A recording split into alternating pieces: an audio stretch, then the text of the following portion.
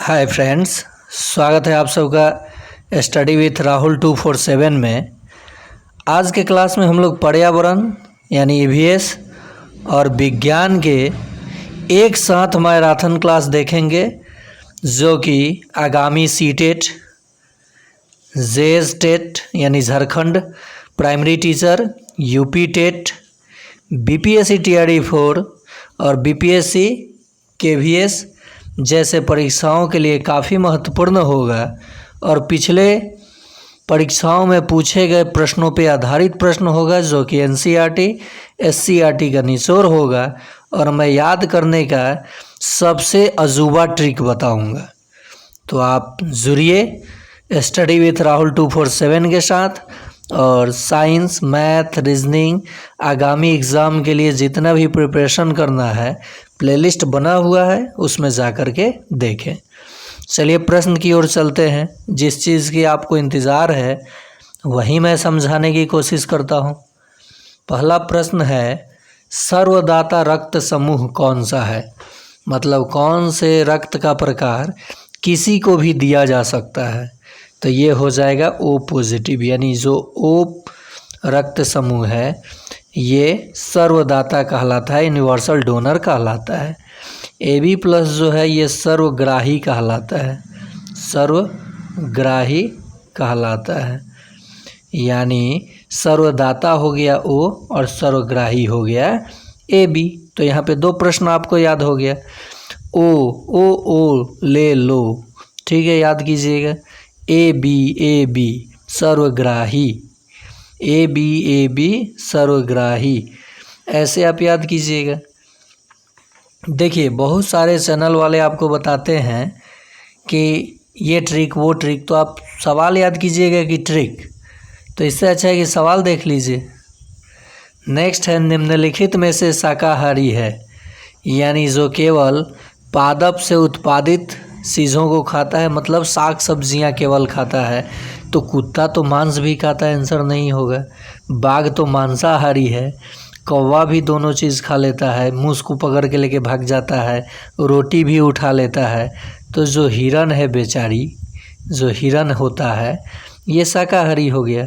बाघ जो है मांसाहारी हो गया। क्या हो गया? मांसाहारी। और बताइए कि भारत का राष्ट्रीय पशु क्या है? कमेंट में आपको जवाब देना होगा।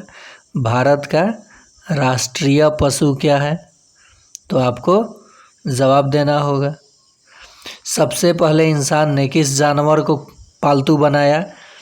देखिए इंसानों ने सबसे पहले पालतू किस जानवर को बनाया? तो कुत्ता को। और कुत्ता में ही जो लाइका थी, लाइका ये स्पेस में जाने वाली कुतिया थी। कहाँ जाने वाली? स्पेस में जाने वाली कुतिया थी। चलिए आगे प्रश्न को देखते हैं। देखिए मैं बोला हूँ ना, एक प्रश्न में बहुत सारे प्रश्न मैं आपको बताऊँगा। तो अगर आपको ये सेशन अच्छा लगे तो इस चैनल को सब्सक्राइब कीजिए, आगे अपने दोस्तों में शेयर कीजिए। इसके पहले मैं जीके स्टडीज़ पे काम करता था, जिसमें टेक्निकल प्रॉब्लम होने के वजह से मैं अब ये नया चैनल बनाया हूँ। तो आप सभी आकर के इस पर विजिट करें, अच्छा लगे तो शेयर सब्सक्राइब करें। नेक्स्ट प्रश्न है, सबसे बड़ा ग्रह है? तो सबसे बड़ा ग्रह जुपिटर यानी बृहस्पति हो जाता है, आंसर हो गया आपका। लेकिन और भी चीज़ों को जानेंगे हम लोग। शनि जो ग्रह है ये, इसका घनत्व सबसे कम, माने जल से भी घनत्व इसका कम होता है। यानी इसके इर्द गिर्द परावलयाकार आकृति के परवलय पाया जाता है। साथ ही साथ इससे बड़ा अगर जल स्तर है, इसको रख दिया जाए पानी पे, तो ये पानी में डूबेगा नहीं, तैरेगा। तो शनि ग्रह का डेंसिटी सबसे कम है। लाल ग्रह के नाम से कौन जाना जाता है? तो मंगल। साथ ही साथ शुक्र ग्रह के बारे में भी जान लीजिए। ये पृथ्वी की जुड़वा बहन, भंगिनी, सुबह का तारा, शाम का तारा, सबसे चमकीला, सबसे गर्म, ये शुक्र ग्रह है, ठीक। और ये बुध ग्रह जो सबसे छोटा ग्रह है, सबसे छोटा ग्रह कौन है? बुध। और साथ ही साथ ये सूर्य से सबसे निकटतम ग्रह है। देखिए ग्रह कितने होते हैं? 8 ग्रह। कितने? यहाँ परवलयाकार पाया जाएगा। ग्रह कितने होते हैं? 8। ये आंतरिक ग्रह 4 और ये बाह्य ग्रह 4, और ये मंगल और बृहस्पति के बीच में क्या पाया जाता है? क्षुद्र ग्रह। यहाँ से भी प्रश्न आपके एग्जाम में बन जाता है कि किन 2 ग्रहों के बीच में क्षुद्र ग्रह पाए जाते हैं, तो कहिएगा मंगल और बृहस्पति के बीच में। समझ में आ गया? आयरन ऑक्साइड के कारण मंगल ग्रह लाल ग्रह, और पृथ्वी एक ऐसा ग्रह है जिस पे जीवन संभव है क्योंकि यहाँ वायुमंडल उपस्थित है। चलिए आगे बढ़ते हैं। देखिए, हर एक सेट में, हर एक मैराथन में मैं कुछ न कुछ आपके लिए नया जोड़ते चला जाऊंगा। आप अगर 8 से 10 मैराथन कर जाते हैं तो बड़े बड़े परीक्षाओं को भी आप क्रैक्ड कर जाएंगे।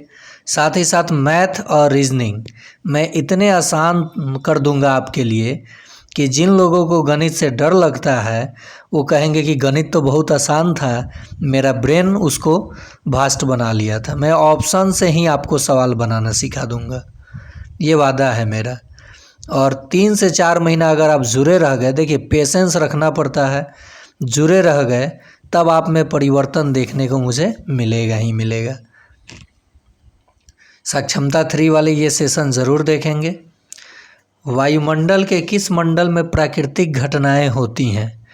तो आप सबको पता है कि पहला ही मंडल यानी क्षोभ मंडल में जितने भी आंधी, तूफान, भूकंप, आर्द्रता, ये सब पहला ही मंडल में होता है। तो आंसर क्या हो जाएगा? क्षोभ मंडल। साथ ही साथ आप जान लीजिए समताप मंडल, यानी यहाँ पे तापमान एकदम समान होगा, यानी वायुयान, हवाई जहाज़ जिसे आप बोलते हैं, किस मंडल में गति करते हैं, किस मंडल में उड़ान भरती हैं? तो समताप मंडल में, क्योंकि ये तापमान समान होगा, कोई प्राकृतिक घटनाएं नहीं घटेंगी। आयन मंडल में रेडियो तरंगे, और जो भी उल्काएं पिंड आती हैं वो मध्य मंडल में आकर के उल्का क्या हो जाते हैं? समाप्त हो जाते हैं, नष्ट हो जाते हैं। तो फिर से एक बार रिकॉल कर लिया जाए। पहले मंडल में जितने भी प्राकृतिक घटनाएं, बादल का फटना, बारिश का होना, आंधी, तूफान, भूकंप, ये सब। आयन मंडल में रेडियो तरंगे, संचार सेवाएं। समताप मंडल में क्या? वायुयान गति यानी उड़ान भरती हैं, और मध्य मंडल में उल्का पिंड नष्ट हो जाते हैं। साथ ही साथ हम लोग जानेंगे समताप मंडल में एक गैस पाया जाता है, ओजोन लेयर। ओजोन लेयर किस मंडल में पाया जाता है? तो समताप मंडल में। ये सूर्य से आने वाली पराबैंगनी किरणों से हमें क्या करता है? प्रोटेक्ट करता है। क्या करता है? सूर्य से आने वाली पराबैंगनी किरणों से हमें कौन प्रोटेक्ट करता है? सुरक्षित करता है। तो ये ओजोन गैस, और जिसका क्षय हो रहा है CFC के कारण, क्लोरोफ्लोरोकार्बन के कारण, जो कि फ्रिज, एयर कंडीशन, AC, ये जितने भी घरों में लगे रहते हैं उससे ये CFC उत्सर्जित होता है और ओजोन लेयर क्या हो रहा है? नष्ट हो रहा है। साथ ही साथ ओजोन लेयर के मापने की जो इकाई होती है वो होता है डॉप्सन। क्या होता है? डॉप्सन। आधा ब होगा, डॉप्सन हो जाएगा। फिर से देख लीजिए, ओजोन लेयर मापने का इकाई क्या है? डॉप्सन। समझ में आया आपको? ओजोन लेयर का रासायनिक सूत्र, ओजोन गैस का रासायनिक सूत्र O3, ऑक्सीजन का O2, कार्बन डाइऑक्साइड का CO2, जल का H2O, भारी जल का D2O। ये सब याद रखिएगा। ये 6 to 8 वाले याद रखेंगे, 1 to 5 वाले केवल ये घटनाएं याद रखें। और CO2 को शुष्क बुझा हुआ सूना भी कहा जाता है। साथ ही साथ एक चीज़ हम लोग यहाँ वायुमंडल में जब आए हैं, वायुमंडल के श्रेणी में है, तो हम लोग यहाँ देख लें और चीज़ें, गैस के बारे में जान लें। तो देखिए 3 गैस को आप ज़रूर याद रखिए, नाइट्रोजन, कार्बन डाइऑक्साइड और ऑक्सीजन। इसकी मात्रा सर्वाधिक 78% और इसकी मात्रा 0.03%। परसेंट और ये 20.9 यानी लगभग 21%। तो बताइए, और एकमात्र अक्रिय गैस आर्गन जो कि वायुमंडल में पाए जाते हैं। तो देखिए यहाँ सबसे अधिक कौन है, नाइट्रोजन। तो वायुमंडल में सबसे अधिक कौन सा गैस पाया जाता है, तो कहिएगा नाइट्रोजन। समझ में आया आपको? चलिए आगे बढ़ते हैं। आराम से पढ़िए, बिल्कुल आपको परेशान नहीं होना है। 8 से 10 वीडियो अगर मेरा देख जाते हैं सभी में से, तो जो एग्ज़ाम होता है डी लेवल का, सी लेवल का, 50% प्रश्न को तो आप आसानी से बना देंगे। उसके बाद जो प्रश्न होगा आपको थोड़ा आईक्यू लगाना होगा अपना आईक्यू लगाना होगा। ठीक है, चलिए आगे देखते हैं। प्रश्न है, मानव शरीर की सबसे बड़ा अंग है तो क्या है? ऑप्शन है फीमर, त्वचा, यकृत या मस्तिष्क। तो अंग पूछा है, हड्डी नहीं पूछा है। सबसे बड़ा अंग क्या है? तो ये हो जाएगा त्वचा। क्या हो जाएगा? त्वचा। साथ ही साथ सबसे बड़ी हड्डी क्या है? तो फीमर। और मस्तिष्क क्या होता है? मानव शरीर का मस्तिष्क सीपीयू है। पता है आपको कि इसी से सारी चीज़ें कंट्रोल होती हैं। चलिए अगला प्रश्न देखते हैं। नालंदा विश्वविद्यालय की स्थापना किसने किया था? तो नालंदा विश्वविद्यालय कहाँ है? राजगीर में, नालंदा जिला में, बिहार के, जिसकी स्थापना 5वीं सदी में गुप्त वंश का राजा श्री गुप्त ने, ये तो संस्थापक था, कुमार गुप्त ने किया था। नालंदा विश्वविद्यालय की स्थापना किसने किया था? तो कुमार गुप्त ने। ऐसे ध्वस्त कौन किया था? तो मध्यकाल में कौन ध्वस्त कर दिया? बख्तियार खिलजी। कौन? बख्तियार खिलजी। याद रहेगा आपको। चलिए अगले प्रश्न पे देखते हैं।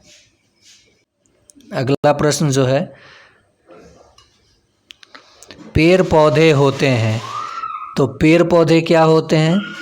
वैसे जीव जंतु जो अपना भोजन स्वयं बना लेते हैं उन्हें स्वपोषी कहा जाता है। तो पेड़ पौधे क्या होते हैं? स्वपोषी होते हैं, ऑटोट्रॉप होते हैं। देखिए पेड़ पौधों को भोजन बनाने के लिए क्या क्या चाहिए? कार्बन डाइऑक्साइड प्लस जल, और उसके बाद ये सनलाइट से प्रकाश यानी ईंधन लेंगे। पत्तियों में क्लोरोफिल होता है, क्लोरोफिल।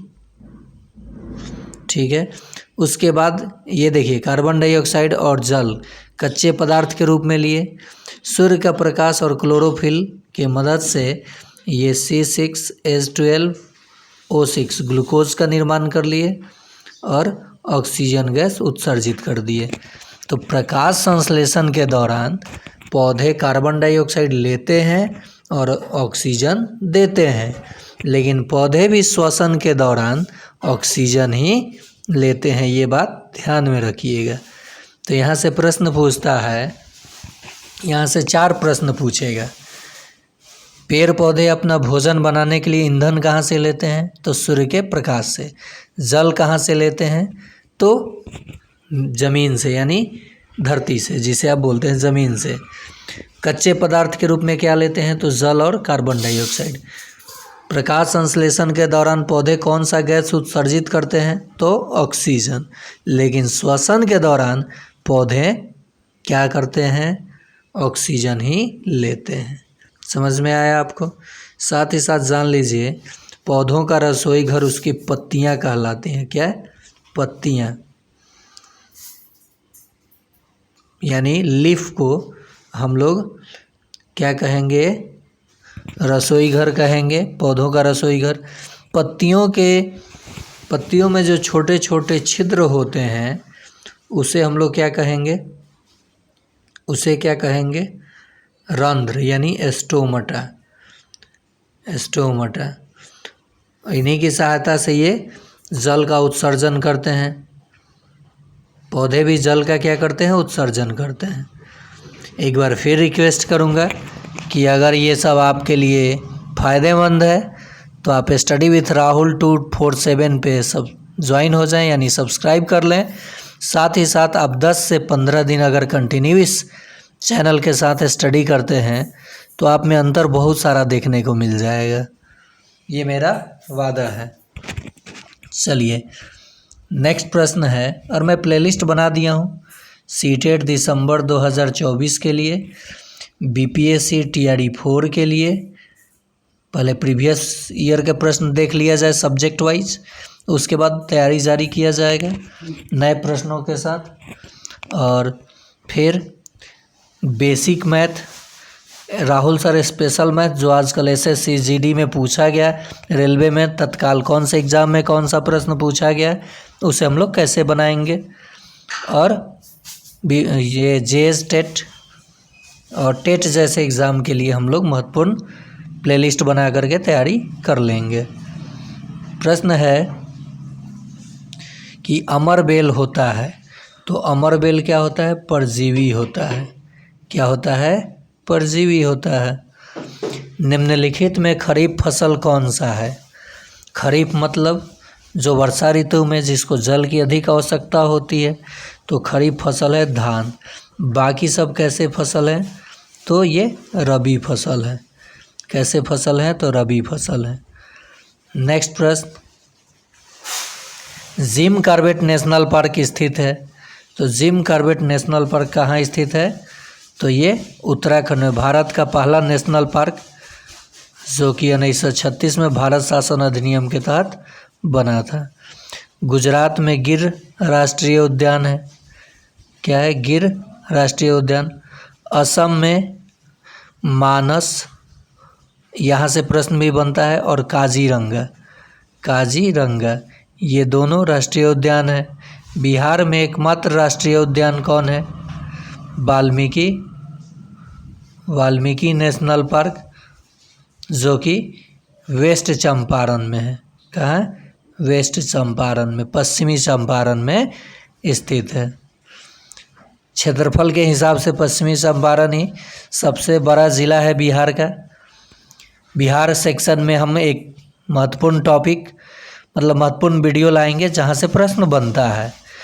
जैसे बिहार का ज्योग्राफी, मतलब वैसे कर कर के पार्ट बाइज पार्ट छोटे से छोटे वीडियो में हम लोग बेहतर यानी कम से कम समय में बेहतर तैयारी करेंगे इस चैनल के माध्यम से। देखिए वेदों की संख्या कितनी है, तो कुल वेद कितने हैं, 4। वेद कितने, 4। उपनिषद कितने, उपनिषद तो 108। पुराण कितने, पुराण कितने, तो 18। और 9 शायद अर्नयक या छंद होता है, देख लीजिएगा। यहाँ पे हम लोग ये देखिए, उपनिषद कितना, तो 108। पुराण कितना, तो 18। और वेद कितना, तो 4। देखिए इसमें उपनिषद सबसे ज़्यादा वर्ड है, तो सबसे ज़्यादा अंक लीजिएगा। पुराण उससे 2 नंबर पे, तो दूसरा बड़ा। और वेद तो ये 4। ऐसे रिलेट करके याद कर जाइए। सबसे प्राचीन वेद ऋग्वेद, सबसे प्राचीन वेद ऋग्वेद। गायत्री मंत्र, गायत्री मंत्र इसी वेद से लिया गया है। सबसे पुराना पुराण मत्स्य पुराण, मत्स्य पुराण। सबसे प्राचीन पुराण कौन सा है, तो मत्स्य पुराण। नेक्स्ट प्रश्न, पर्यावरण दिवस कब मनाया जाता है, तो पर्यावरण दिवस मनाया जाता है 5 जून को। साथ ही साथ विश्व जल दिवस और बिहार दिवस 22 मार्च को। 28 फरवरी को विश्व विज्ञान दिवस, क्या मनाया जाता है, विज्ञान दिवस।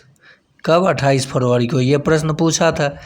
देखिए मैं जो बताऊंगा वही बताऊंगा जो एग्ज़ाम में आपके लड़ जाए एकदम, यहाँ से ज़्यादा कहाँ जाएगा। 22 मई जैव विविधता दिवस, याद रखिएगा। संयुक्त राष्ट्र ने जैव विविधता वर्ष कब घोषित किया तो 2010 में। और विश्व वन जैव विविधता वर्ष और वन वर्ष तो ये 2011 में। आइए अगला प्रश्न देखते हैं। बल का SI मात्रक है, तो देखिए यहाँ फिजिक्स सेक्शन से आ गया। बल का SI मात्रक है न्यूटन और बल का CGS मात्रक है डाइन। क्या है? डाइन। 1 न्यूटन बराबर 10⁵ डाइन। याद रहेगा आपको। बल का SI मात्रक क्या? SI मात्रक देख लिए, यानी बल बराबर द्रव्यमान गुना त्वरण। 1 न्यूटन बराबर 1 kg मीटर पर सेकेंड स्क्वायर। बल लगा करके हम किसी वस्तु की दिशा बदल सकते हैं, साइज बदल सकते हैं। साथ ही साथ जानिए पास्कल के बारे में। ये दाब का SI मात्रक है। दाब का फॉर्मूला होता है बल बटा क्षेत्रफल, यानी क्षेत्रफल बढ़ाकर दाब को कम किया जा सकता है। क्षेत्रफल बढ़ेगा तो दाब क्या होगा? कम हो जाएगा। इसीलिए बैक का स्ट्रिप, जो गाड़ी का पहिया होता है, ये सब का चौड़ाई ज़्यादा होता है ताकि दाब कम लगे। साथ ही साथ यहाँ देखिए जूल का जान लीजिए। जूल ये कार्य का SI मात्रक है। किसका? कार्य का या ऊर्जा का। कार्य और ऊर्जा दोनों का ये SI मात्रक है। जो बल है ये सदिश राशि है। कैसा राशि है? सदिश राशि है, जिसके पास परिमाण और दिशा दोनों होगा। अब बारी है एम्पियर की। एम्पियर की तो ये विद्युत धारा का SI मात्रक है। विद्युत धारा का SI मात्रक है। विद्युत धारा मापा जाता है एमीटर से। किससे? एमीटर से। और ये परिपथ में श्रेणी क्रम में जुड़ा होता है। और एमीटर से क्या मापा जाता है? तो विद्युत धारा। और वोल्ट मीटर से क्या मापा जाता है? वोल्ट मीटर से। तो कहिएगा विभव मापा जाता है, जिसका SI मात्रक होता है वोल्ट। विद्युत विभव का SI मात्रक तो आप कहिएगा वोल्ट। चलिए अगला प्रश्न देखते हैं। तापमापी यंत्र को क्या कहा जाता है? तो तापमापी यंत्र को हम लोग थर्मामीटर कहते हैं। इसमें जो द्रव पदार्थ भरा होता है वो धातु होता है पारा। पारा और गैलियम कमरे के तापमान पर द्रव अवस्था में पाया जाने वाला धातु है। स्पीडोमीटर क्या बताता है? किसी भी व्हीकल का स्पीड बताता है, यानी चाल। और ओडोमीटर क्या बताता है?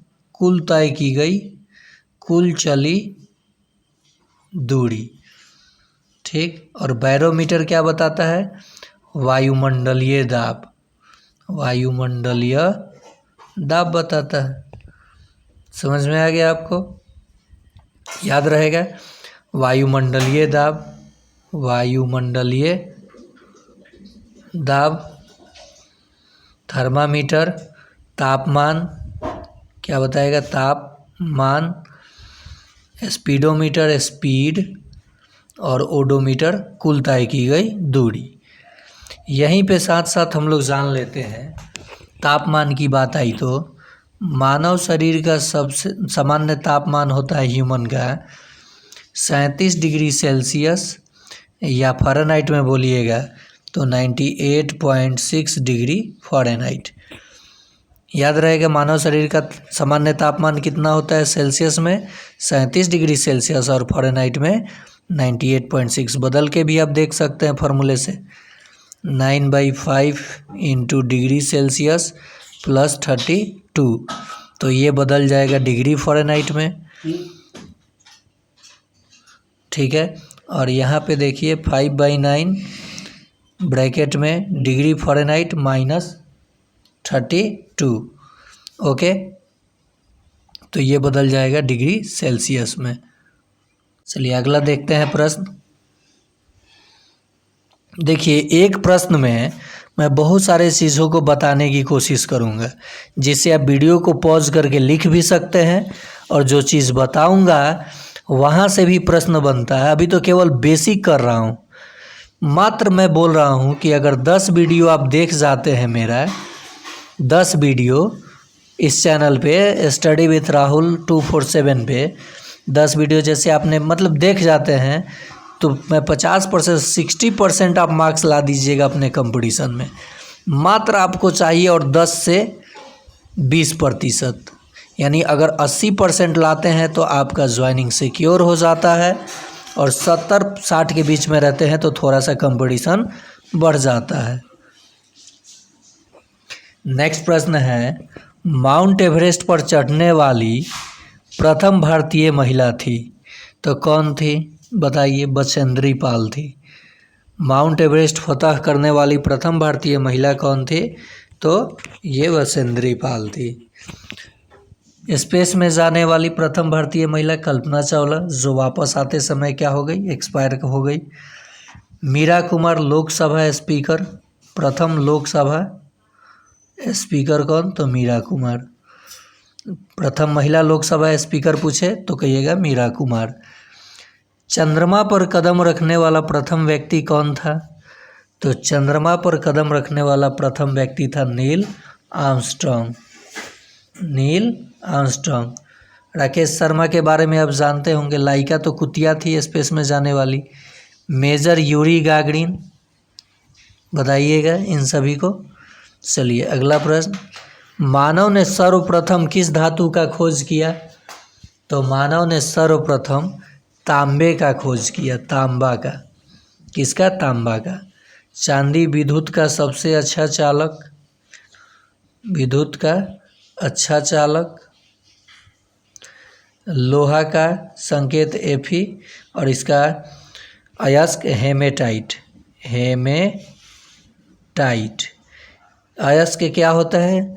जिसकी अयस्कों से ही सांद्रण करके, माने अयस्कों से ही हम लोग क्या खनिज पदार्थ, बहुमूल्य खनिज पदार्थ प्राप्त करते हैं। बहुमूल्य या खनिज पदार्थ प्राप्त करते हैं, जैसे हेमेटाइट से हम लोग प्राप्त करते हैं लोहा, बॉक्साइट से एल्युमिनियम। साथ ही साथ जान लीजिए, चांदी का संकेत होता है Ag और सोना का होता है Au, लोहा का होता है Fe, तांबा का होता है Cu।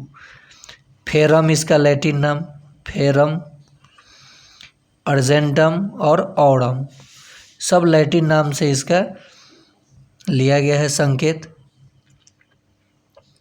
नेक्स्ट है, हमें भोजन से कौन से पोषक पदार्थ प्राप्त होते हैं? पोषक नहीं, पोषक पदार्थ। तो ऑप्शन है प्रोटीन, वसा, कार्बोहाइड्रेट, इनमें से सभी। तो सभी के साथ चले जाएंगे। प्रोटीन बॉडी बिल्डिंग पोषक पदार्थ है, और वसा और कार्बोहाइड्रेट ऊर्जा देता है। चलिए अगले प्रश्न पे चलते हैं। निम्नलिखित में प्रदीप्त वस्तु है, तो कौन वस्तु प्रदीप्त है? जो वस्तु हमें प्रकाश उत्सर्जित करके देता है। तो तारे जो होते हैं, सूर्य भी तो एक तारा है, तारे जो हैं प्रदीप्त वस्तु हैं। साथ ही साथ प्रकाश के बारे में जान लीजिए, प्रकाश निर्वात में भी गमन कर सकता है। किसमें? निर्वात में, क्योंकि जो इसका तरंग होता है विद्युत चुम्बकीय तरंग होता है। प्रकाश 7 रंगों का मिश्रण होता है, प्रकाश 7 रंगों का मिश्रण होता है। सबसे अधिक तरंगधर लाल रंग का और सबसे कम बैंगनी का। सबसे अधिक तरंगधर तो लाल रंग का और सबसे कम बैंगनी का। साथ ही साथ जान लीजिए, प्रकाश की जो चाल होती है 3 × 10⁸ मीटर प्रति सेकंड, या आप कहते हैं 3 लाख किलोमीटर प्रति सेकंड। जब आप इसे बदलिएगा तो इतना ही आएगा। चलिए आगे देखते हैं।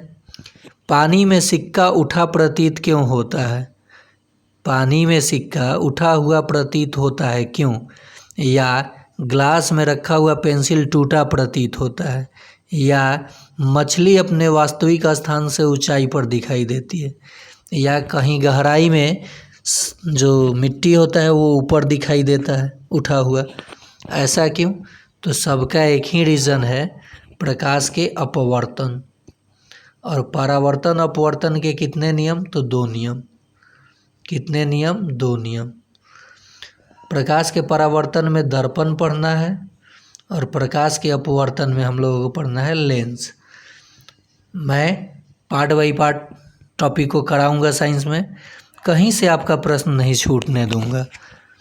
नेत्रदान में आँख का कौन सा भाग दान किया जाता है? ये SSC GD में पूछा हुआ सवाल था, आगे भी बहुत बार पूछा गया है ये। तो कॉर्निया को दान किया जाता है। किसको? कॉर्निया को। साथ ही साथ प्रतिबिंब कहाँ बनता है? प्रतिबिंब यानी छाया, इमेज, तो कहिएगा रेटिना पे। कैसा? तो वास्तविक। और वास्तविक प्रतिबिंब कैसा होता है? उल्टा, हमेशा उल्टा। तो हमें चीज़ सीधा कैसे दिखाई देता है? तो कहिएगा उसको दिमाग सीधा करके दिखाता है, यानी मस्तिष्क, दिमाग नहीं। चलिए आगे देखते हैं प्रश्न। ध्वनि की चाल सर्वाधिक होती है, तो पहले जान लीजिए ध्वनि की चाल 332 मीटर पर सेकंड। ध्वनि उत्पन्न होता है कंपन से। किससे? कंपन, वाइब्रेशन से। जितना अधिक कंपन उतना अधिक तेज ध्वनि। और सर्वाधिक होता है इसकी चाल ठोस में। निर्वात में इसकी चाल शून्य होता है, क्योंकि ध्वनि की चाल ये अनुप्रस्थ तरंग है, अनुदैर्ध्य तरंग है, अनुप्रस्थ नहीं, देख लीजिएगा। तो ये निर्वात में इसकी चाल शून्य, यानी नहीं, जहाँ माध्यम नहीं होगा वहाँ ध्वनि का संचरण नहीं होगा। ध्वनि नहीं, ध्वनि, साउंड। साथ ही साथ एक यंत्र आता है सोनार, इसे भी जान लीजिए। सोनार, ये समुद्र में या पानी में कोई चीज़ गुम हो जाता है तो उसको ढूंढने के लिए ये साउंड के रिफ्लेक्शन पे आधारित है, तो सोनार का उपयोग किया जाता है। इसकी आवृत्ति मापी जाती है फ्रीक्वेंसी हर्ट्ज में। और हर्ट्ज की बात आई तो जान लीजिए 20 से 20,000 हर्ट्ज के आवृत्ति को हम लोग सुन सकते हैं, जिन्हें ऑडिएबल साउंड कहा जाता है। ध्वनि की प्रबलता जो होती है, प्रबलता, ये मापी जाती है डेसिबल में। डेसिबल में सामान्य बातचीत का प्रबलता होता है 60 डेसिबल। कितना? 50 से 60 डेसिबल। अगला प्रश्न, आयोडीन की कमी से कौन सा रोग होता है? तो आयोडीन की कमी से घेगा होता है। एनीमिया, रक्त के कमी से, और क्षय रोग यानी TB कहा जाता है उसको। तो आयोडीन की कमी से कौन सा रोग होता है? तो घेगा, ग्वाइटर भी बोला जाता है इंग्लिश में। रेबीज की टीके की खोज किसने की थी? बताइए। रेबीज की टीके की खोज, तो हमको नहीं लगता है कि इसमें एक भी ऑप्शन सही है। रेबीज के टीके की खोज शायद लुई पास्चर ने किया था, तो ये एक भी आंसर सही नहीं है। रोनाल्ड रॉस मलेरिया परजीवी की खोज। फ्लेमिंग, अलेक्जेंडर फ्लेमिंग ने किसका खोज किया? बताइए। प्रथम प्रतिजैविक पेनिसिलिन की खोज। और फंक ने विटामिन की खोज। और मेंडल ने आनुवांशिकता का जनक। तो रेबीज के टीके की खोज लुई पास्चर ने किया था, जो कि एक भी ऑप्शन सही नहीं था।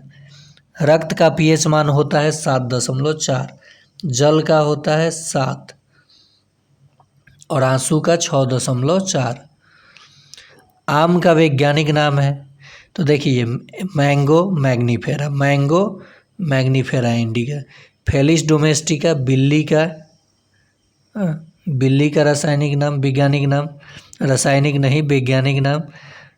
बॉस इंडिकस गाय का, और बुबालस बुबालिस भैंस का। ये वैज्ञानिक नाम है जंतुओं का। मलेरिया किस मच्छर के काटने से होता है? तो मलेरिया मादा एनाफिलीज मच्छर के काटने से। और डेंगू तो कहिएगा, देखिए मलेरिया, डेंगू और चिकनगुनिया मच्छर के काटने से होने वाले बीमारी हैं। तो मादा एडीज के काटने से डेंगू, और मादा एनाफिलीज के काटने से क्या होगा? तो मलेरिया। सिनकोना के छाल से इसका दवा बनता है। देखिए ये महामैराथन क्लास में आपको एक प्रश्न में बहुत सारे प्रश्नों को जो बताया जा रहा है, तो एक रिक्वेस्ट है आप लोगों से कि इस सेशन को आप लोग अधिक से अधिक लाइक करें, शेयर करें और चैनल पे नए हैं तो चैनल को सब्सक्राइब कर लें, बेल आइकन दबा लें ताकि जैसे मैं कोई कंटेंट नया दूं तो आप पे नोटिफिकेशन चला जाए। इस चैनल पे मैं प्रत्येक दिन शाम के टाइम में रात में 8 बजे बीपीएससी टीआरई 4 के लिए बीपीएससी टीआरई 4 के लिए वीडियो, 7 PM में सीटेट के लिए और सुबह 7 AM में सक्षमता 3 के लिए वीडियो प्रोवाइड करूंगा। और बाकी रहा कि स्पेशल मैथ या फिर बेसिक मैथ तो कभी भी डाला जा सकता है, आप जा कर के देख लीजिएगा। पोलियो होता है किसके कारण? तो वायरस के कारण यानी विषाणु के कारण। नेक्स्ट नहीं है, यह आज का आखिरी प्रश्न था। उम्मीद करते हैं आप लोग इसे शेयर करेंगे, आपके लिए ये फ़ायदेमंद होगा। तो आप शेयर कीजिए, लाइक कीजिए, सब्सक्राइब कीजिए। आपका अपना चैनल स्टडी विथ राहुल 247।